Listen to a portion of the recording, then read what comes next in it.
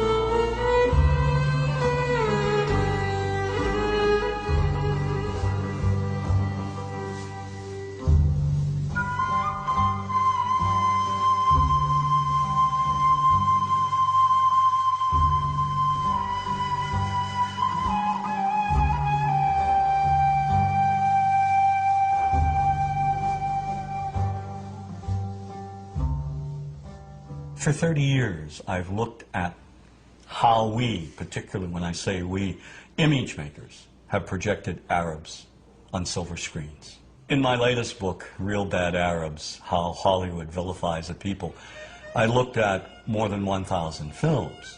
Films ranging from the earliest, most obscure days of Hollywood to today's biggest blockbuster.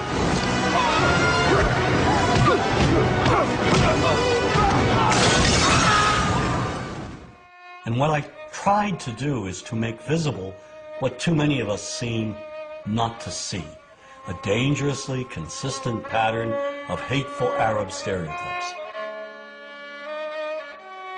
Stereotypes that rob an entire people of their humanity. All aspects of our culture project the Arab as villain. That is a given. There is no deviation.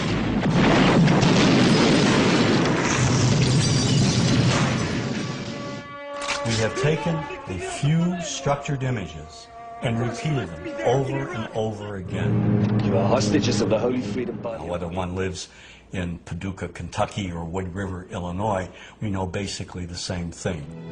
Listen to the sound, Jesus, of our We know the mythology.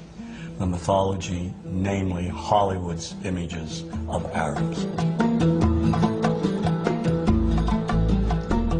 We inherited the Arab image primarily from Europeans. In the early days, maybe 150 years, 200 years ago, the British and the French who traveled to the Middle East, and those who didn't travel to the Middle East, conjured up these images of the Arab as the Oriental other. The travel writers, the artists who fabricated these images and who were very successful, as a matter of fact. And these images were transmitted and inherited by us. We took them, we embellished them, and here they are. When you cross the mountains of the moon into our country, Mr. Tyrone, you will be stepping back 2,000 years. We have this fictional setting called Arabland, a mythical theme park.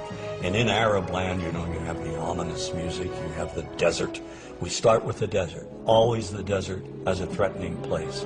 We add an oasis, palm trees, a palace that has a torture chamber in the basement. The pasha sits there on his, posh cushions with harem maidens surrounding him. None of the harem maidens please him, so they abduct the blonde heroine from the West who doesn't want to be seduced.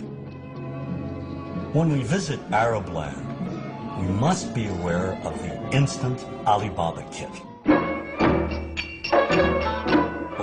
We have the property masters of Hollywood going around, and they're cladding the women in see-through pantaloons, belly dancing outfits. They're giving the Arab villains scimitars, these long, long scimitars. We see people riding around on magic carpets, turban charmers programming snakes in and out of baskets. Yesteryear's Arab land is today's Arab land. You are late. 1,000 apologies, oh patient one. You have it then. I had to slit a few throats, but I got it. Disney's Aladdin was seen by millions of children worldwide. It was hailed as one of Disney's finest accomplishments.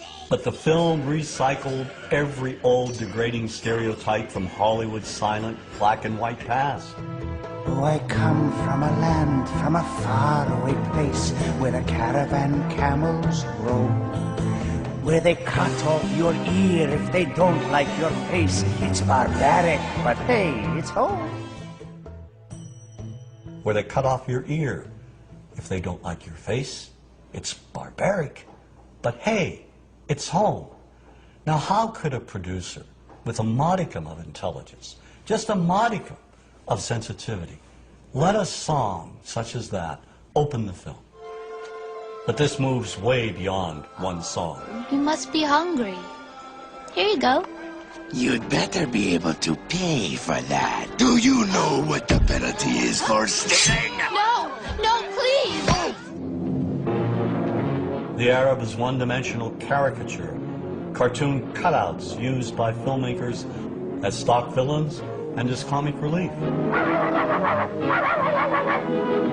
And so over and over we see Arabs in movies portrayed as buffoons, their only purpose being to deliver cheap laughs. You see this in the Joey Heatherton film, The Happy Hooker Goes to Washington. Every night I was forced to perform unspeakable acts with circumcised dogs. Well, dogs are better than sheep. They're cleaner, I know, I've tried both. And over again they're portrayed as inept. So, in a movie like True Lies, not only are the Arabs dangerous, they're also incompetent. We are all prepared to die. With one turn of that key, 2 million of your people will die instantly. What key? That key! Who's taking the key? One actor who excels in his portrayal of Arabs as buffoons is Jamie Farr in Cannonball Run 2. I have a weakness for blondes and women without mustaches. All the stereotypes are here. Too rich and stupid to know the value of money. Get me 12 sweets. Better yet, the entire floor. And of course he's oversexed, lecherous, uncontrollably obsessed with the American woman. Here, my desert blossom. Give the change. Have you ever considered joining a harem? And so another pattern is the lecherous Arab. In Jewel of the Nile, Sheikh Omar tricks Kathleen Turner. How? He convinces her to come with him to Arab land. Then he imprisons her. You stay here and you write what I tell you to write. We see the same sort of ominous seduction and protocol. The entire plot revolves around an Arab emir's infatuation with the blonde, blue-eyed Goldie Hawn. In the Bond film, Never Say Never Again, Kim Basinger is abused by the most sleazy-looking Arabs imaginable. She's tied to a pole, stripped to her underwear, and auctioned off to primitive-looking Bedouins. And in Sahara, Brooke Shields is also kidnapped and presented to the lecherous Arab sheikh for his own perverted pleasure.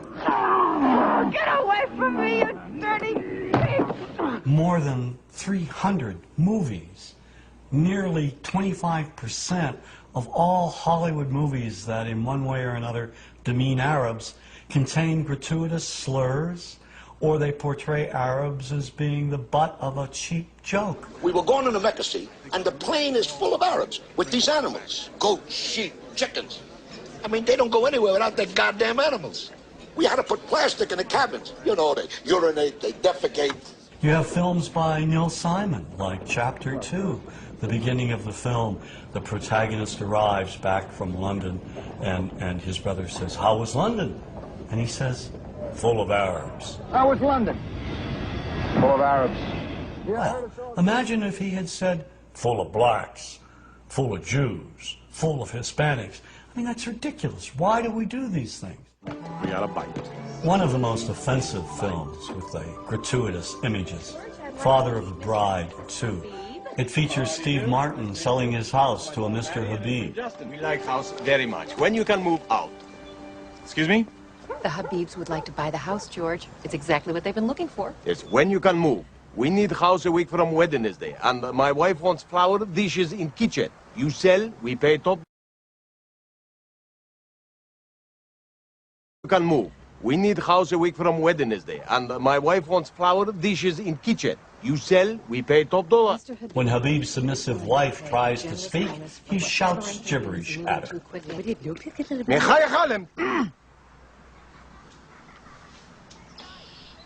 And then he offers Martin a $15,000 cash bonus to move out in 10 days. Making real estate history here, George. When Martin tells Mr. Habib that he doesn't want to sell the house after all, he finds Habib's wrecking crew there, ready to demolish his beautiful home. And in a scene that calls to mind one of the most degrading stereotypes of the Jewish people, Mr. Habib demands an extra $100,000 to sell the house that he has owned for just a day back to Martin. You want me to take out a loan on something I owned free and clear just 24 hours ago? Well, that is up to you, George. Your path, your fence, your memories. Now, if you looked at the other Father of the Bride films, Elizabeth Taylor, Spencer Tracy, there were no Arabs or Arab Americans. So why does Disney inject these horrific, sort of offensive characters in Father of the Bride Part 2? It's the same reason that in Gladiator, the slave traders who kidnapped Russell Crowe and bring him back to Rome are Arabs. I mean, this is ridiculous. I mean, why does Hollywood inject Arabs, scenes of Arabs, and or slurs demeaning Arabs in movies having nothing to do with the Middle East? So you're sitting like I am, for example, watching Back to the Future about a mad scientist. And yet, early on in the film, we see these ugly, inept Libyans with machine guns in a parking lot trying to gun down the protagonist. I mean, why?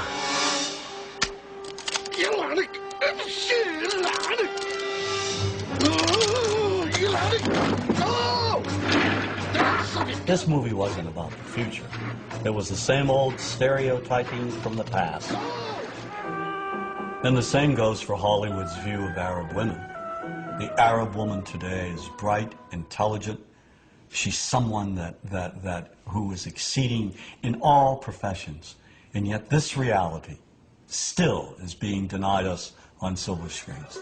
The highly sexualized belly dancer has been with us from the beginning of Hollywood's history, inspired by early images of the Orient as the place of exoticism, intrigue, and passion. But in recent years, this image has dramatically changed.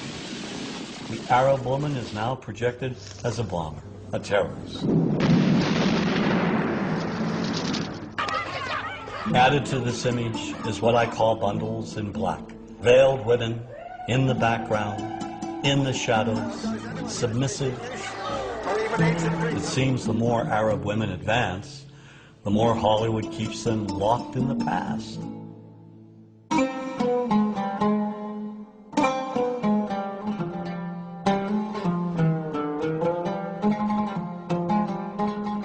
Politics and Hollywood's images are linked. They reinforce one another. Policy enforces mythical images. Mythical images help enforce policy. Jack Valente, president of the Motion Picture Association of America, has said, quote, "Washington and Hollywood spring from the same DNA," end quote. The Arab image began to change immediately after World War II. There were three things that impacted the change. The Palestinian-Israeli conflict, in which the United States has unequivocally supported Israel. The Arab oil embargo in the 70s, which angered Americans when gas prices went through the ceiling. And the Iranian Revolution, which increased Arab-American tensions when Iranian students took American diplomats hostage for more than a year. These three pivotal events brought the Middle East into the living rooms of Americans. And and together helped shape the way movies stereotyped Arabs and the Arab world. One of the primary changes, the image of the sheikh. In movies such as Rollover, he's out to take over the world with his money, or he's up to no good trying to buy chunks of America. Mrs. Winters, I think I should tell you there are those in the family who do not think we should be making this offer at all. I assume if you could have found venture capital of this sort for a company like Winterchem in America, you would not be coming all the way to Arabia looking for it. You see the oily sheikh in Spielberg's Indiana Jones and The Last Crusade. You see the money-grubbing sheikh who's out to commit all kinds of terrorism and launch a missile in earnest in the army.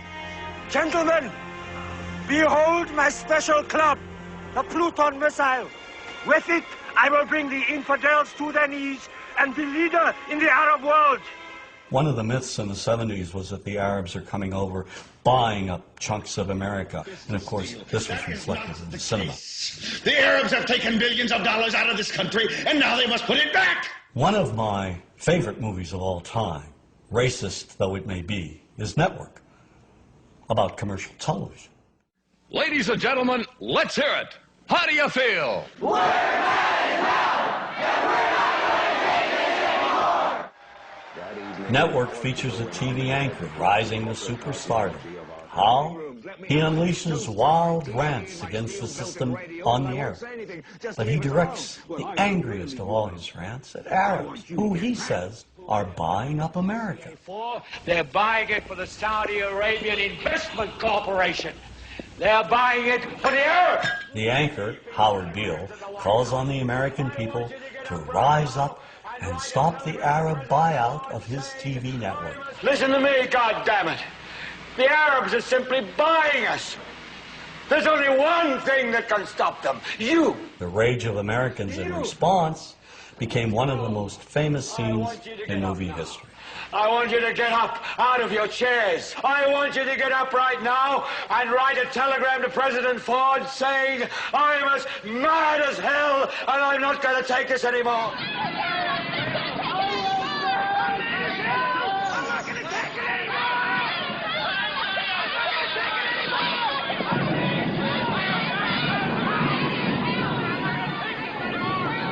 This kind of anger, the anger born of fear, all of it in response to a perceived conspiracy and threat by a specific group of people, well, we've seen and heard this before.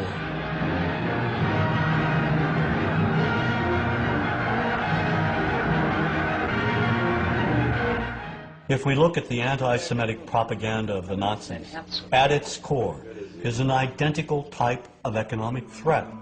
This economic myth even made its way into children's books. Sadly, the popular image of Jews in Nazi propaganda resembles the popular image of Arabs in some of our most beloved Hollywood movies. The only difference being that the Arab usually wears a robe and headdress.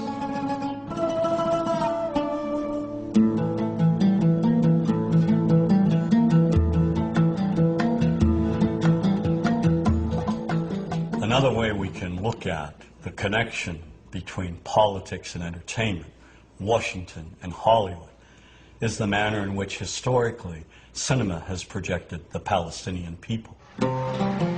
Since the founding of the State of Israel in 1948, our support has never wavered. Every American administration has made it clear whose side we're on. In contrast, Washington's policymakers have failed to support the millions of Palestinians who have been made refugees and who have lived lives of poverty and squalor as a result, while policies impact opinions. So equally unjust is how Hollywood has presented the conflict. Movies repeatedly depict Palestinians as terrorists,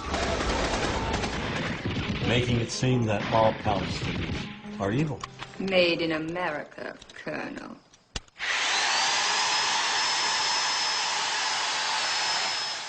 Now that image has been perpetuated by Hollywood films, beginning with the film Exodus. It dealt with the very early conflict. Here, Palestinians are either invisible or they're linked with Nazis, perpetrators of horrific acts.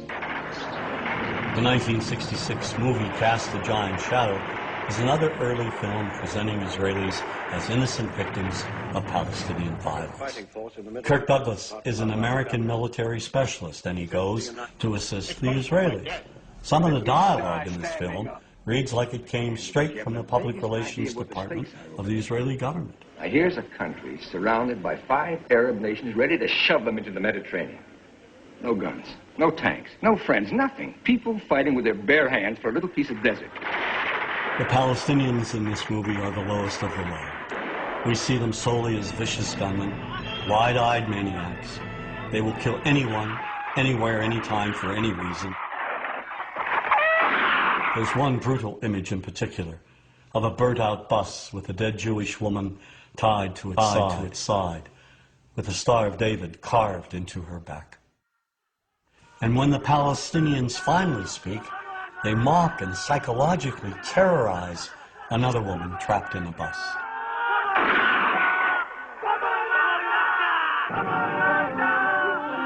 Well, if we jump forward a decade to the film Black Sunday, the Palestinian terrorist is now a woman.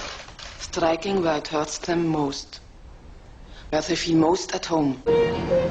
She flies the Goodyear blimp into a Miami stadium and tries to wipe out 80,000 Americans at the Super Bowl. She cold-bloodedly eliminates anyone in her path.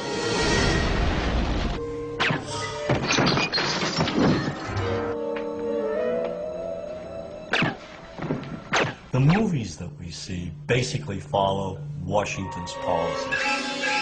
It's reflected in the cinema over and over again, particularly during the 1980s and the 90s, where you had perhaps 30 films which showed Palestinians as a people who were intent on injuring all Americans. How may we help you, Jad?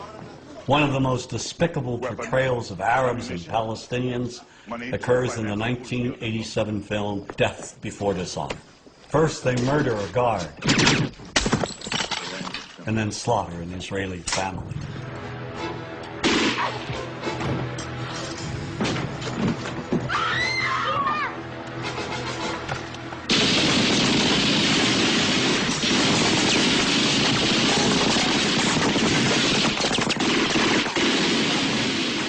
They kidnap and torture an American Marine, and in cold blood execute another.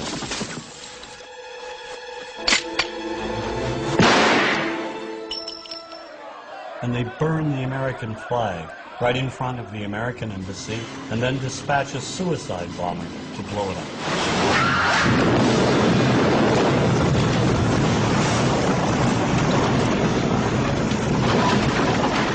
One reason we've not been allowed to empathize with any Palestinian on the silver screen is due to 2 Israeli producers, Menachem Golan and Yoram Globus.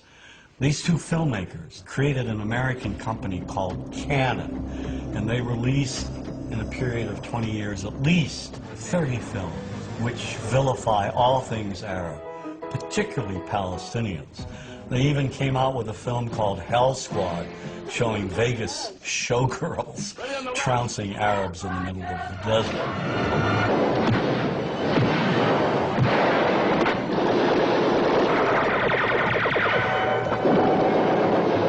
I think the most effective film they've ever done, one of the most popular and most racist, is The Delta Force. Here Palestinians hijack a plane and terrorize the passengers, especially the Jewish ones. Pick out the passport with Jewish names. There is no form of communication more powerful than film in creating propaganda, and Golan and Globus took it to another level. Certainly American producers play a role in vilifying Palestinians. I mean, perhaps the most anti-Palestinian film is True Lies. This apparently is the same group which just detonated a nuclear bomb in the Florida Keys. Crimson Jihad will rain fire on one major U.S. city each week until our demands are met. This film is shown on television almost every week, over and over again. It is part of our visual heritage. Give me the key. Come on, child. You don't want to die, do you? Give me the key. And you won't get hurt! I give you my word! No way, you wacko! And we never see Palestinians who suffer under occupation, Palestinians in refugee camps, Palestinians who are victimized, who are killed, innocent Palestinians. These images are denied us. Now, why are they denied? Is there an unwritten code in Hollywood saying we cannot and will not humanize Palestinians? I mean, why can't we humanize Palestinians in the same manner in which we humanize Israelis? Is not the life of a Palestinian child, media-wise, Hollywood-wise, politically-wise, as important, as humane, as valuable as the life of an Israeli child? And if the answer to that is yes, why can't we see that on silver screens?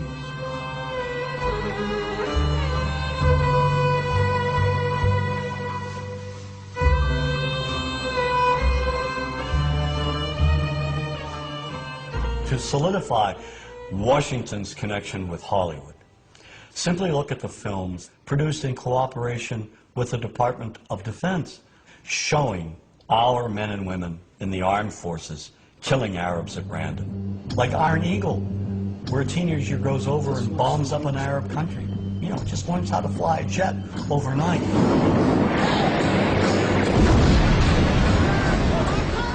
And then, of course, Navy SEALs with Charlie Sheen goes over to Lebanon and obliterates scores of Arabs. All right, Chief. Let's go tag him and bag him. Of all the Department of Defense films, the one that will stand the test of time as being the most racist is Rules of Engagement.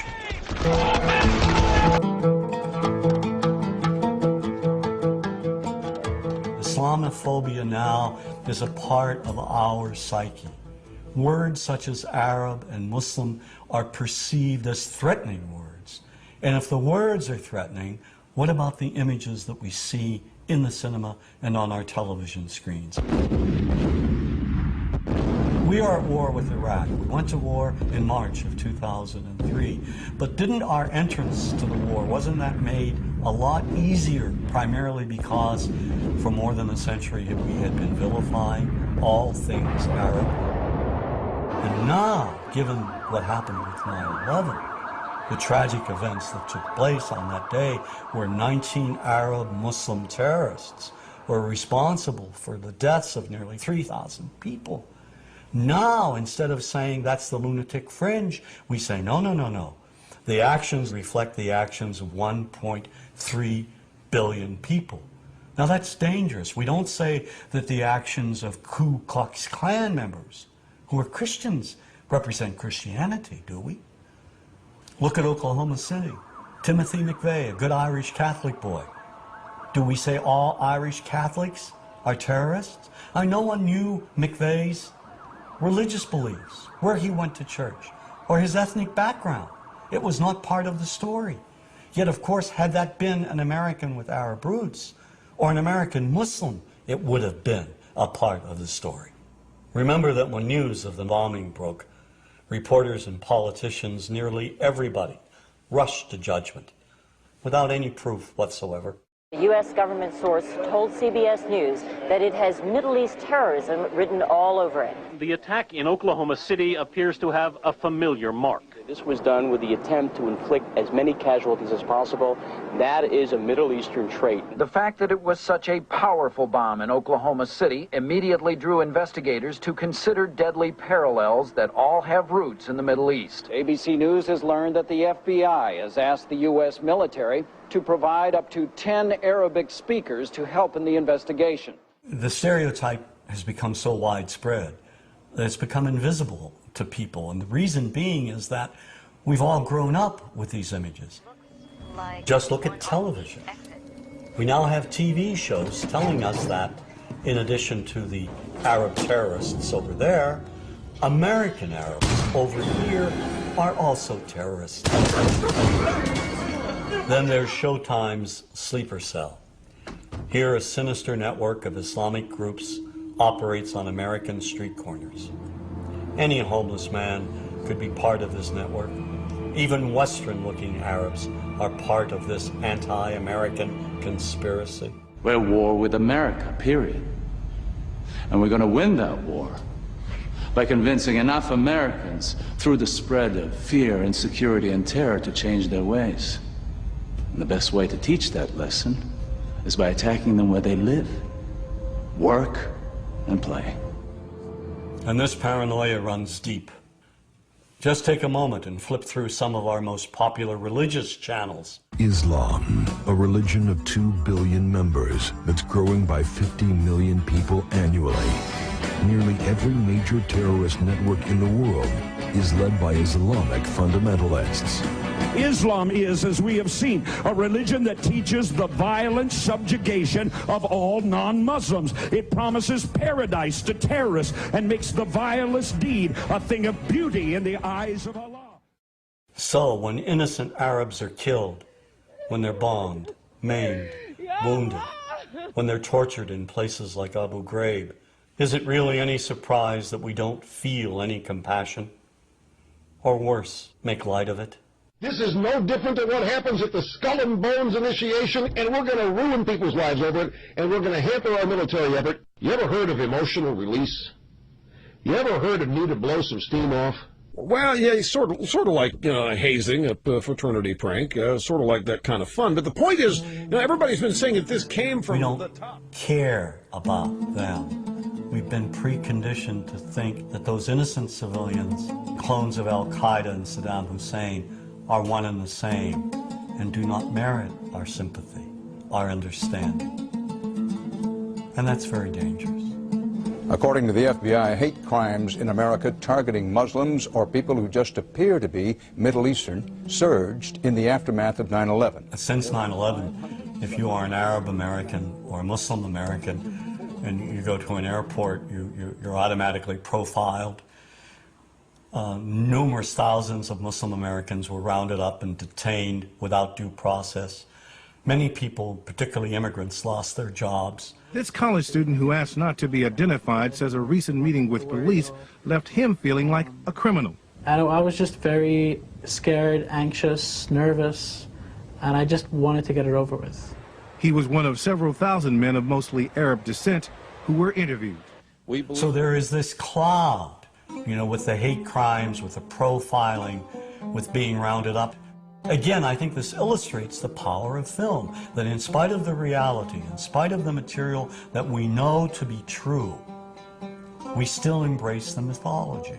The mythology is still a part of our psyches. Stereotypes take a long time to wither away. And for many of us, we're comfortable with our prejudices. We don't want to change.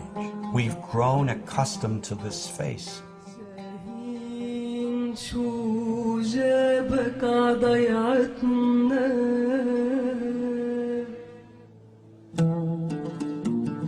When we think of Arabs, what do we see? What images come to mind?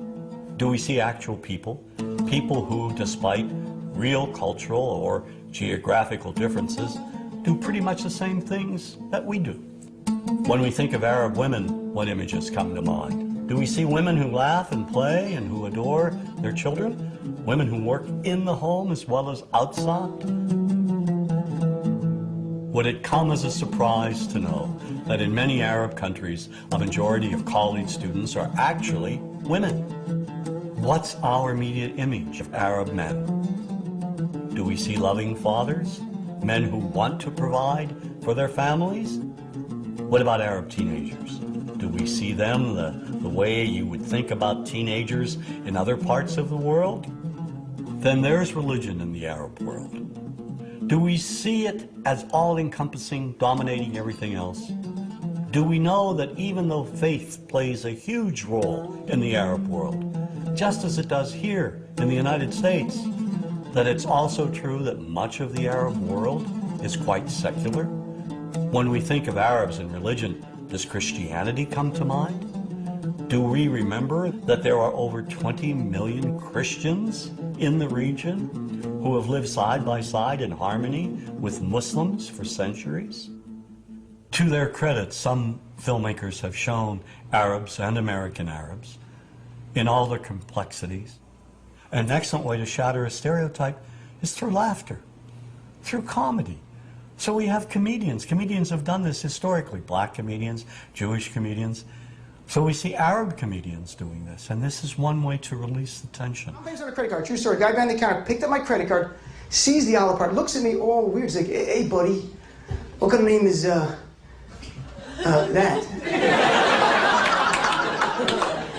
I'm like, well, sir, it's an Arabic name. He goes, what does this mean? So I'm like, well, translate it to English. It means peaceful, friendly Arab. But he's not happy because, what Arab country is your family from? So I tried the most peaceful, popular one that he would like. So I'm like, we're from the same Arab country that Aladdin is from. To his credit, Michael Moore in Fahrenheit 9/11 in the DVD includes a scene with this comedy coming out. My name really is Ahmed, and I can't fly anywhere. All you white people have it easy. You guys get to the airport like an hour, 2 hours before your flight. Takes me a month and a half. Security's gotten so bad now I just show up to the airport in a G-string. I'm like, how you guys doing? The character I read for was terrorist number 4. Not number 1, not number 2, number 4. And I was already well into my comedy career at this point, so I didn't take it that serious. And I read my lines way over the top.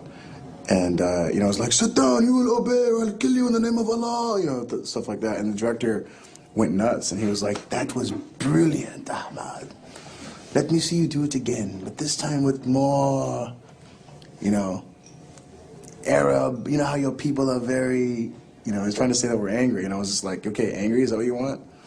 Yes, yes. So I did it one more time, and I got a call the next morning that they want to use me in this movie. And I started laughing on the phone because I wasn't even, I was making fun of the role. I wasn't trying to be like that. Security's gotten so bad now I just show up to the airport in a G-string. I'm like, how you guys doing? The character I read for was terrorist number 4. Not number 1, not number 2, number 4. And I was already well into my comedy career at this point, so I didn't take it that serious. And I read my lines way over the top. And, I was like, sit down, you will obey, or I'll kill you in the name of Allah, stuff like that. And the director went nuts, and he was like, that was brilliant, Ahmad. Let me see you do it again, but this time with more, Arab, how your people are very, he's trying to say that we're angry, and I was just like, okay, angry, is that what you want? Yes, yes. So I did it one more time, and I got a call the next morning that they want to use me in this movie. And I started laughing on the phone because I wasn't even, I was making fun of the role. I wasn't trying to be like that. And that's what they want, though. And once we begin to humanize Arabs and Muslims, to project them as we project other people, no better, no worse, then the stereotype gradually diminishes. In movies such as A Perfect Murder, we see an Arab-American detective befriend the heroine.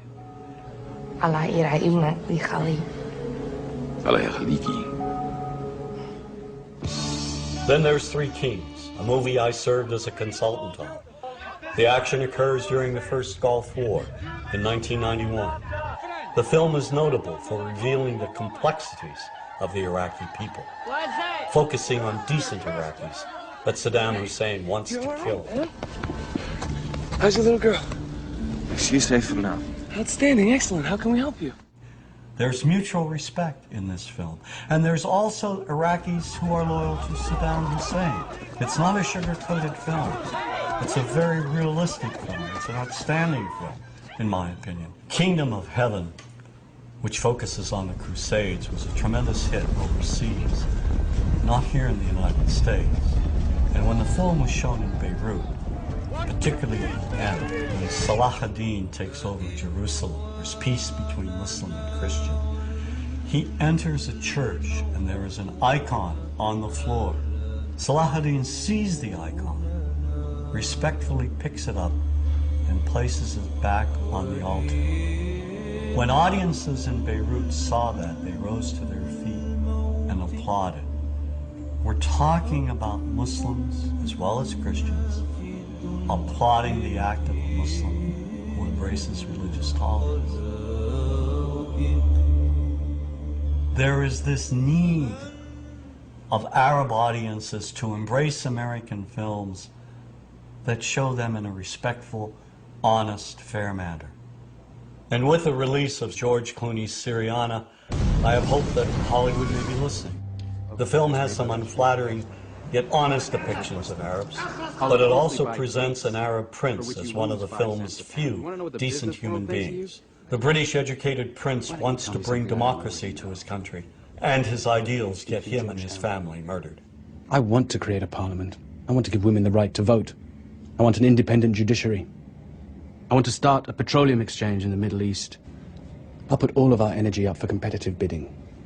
I'll run pipe through Iran to Europe like you proposed. I'll ship to China.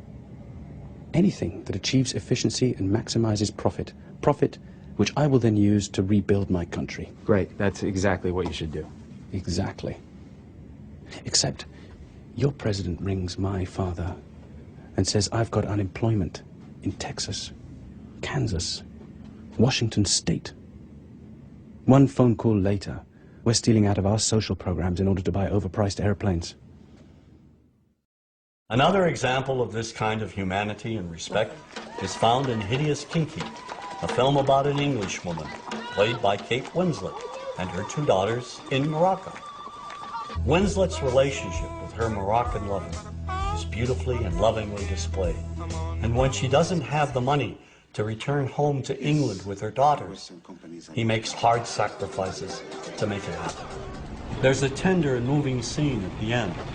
The Moroccan catches up with the train they're on to say goodbye, to wish them well. We see the warmth and love that exists between them.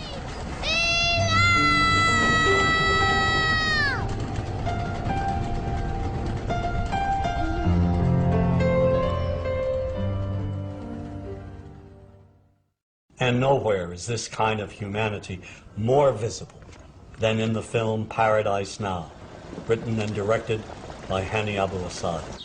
Two Palestinian friends get recruited to carry out a suicide bombing on Tel Aviv. At first they accept their mission solemnly, but they're intercepted at the Israeli border and separated from their hand.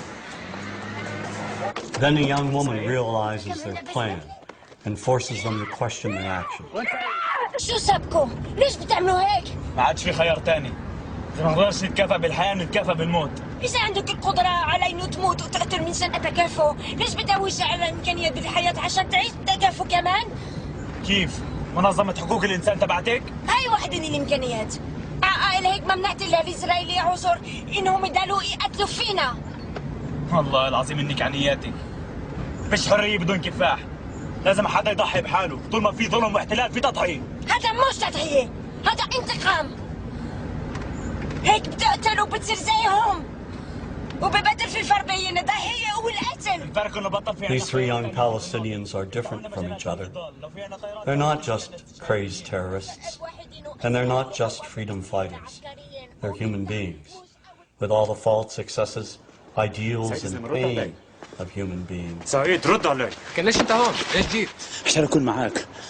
تعال نرجع سوا معك. مش حننتصر بهي الطريقة.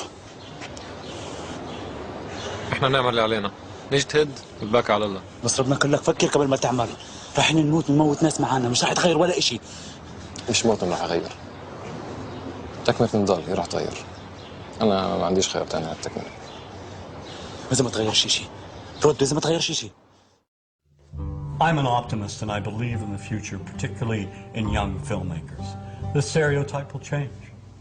It will change because young men and women who are entering the profession will see that there has been a grave injustice committed, and they'll make attempts to correct it.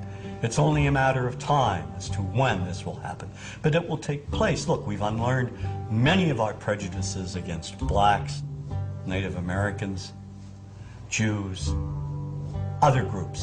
Why can't we unlearn our prejudices against Arabs and Muslims? What matters is not to remain silent. I think whenever we see anyone being vilified on a regular basis, we have to speak out, whether we're image makers or not. We have to take a stand. and say this is morally and ethically wrong to demonize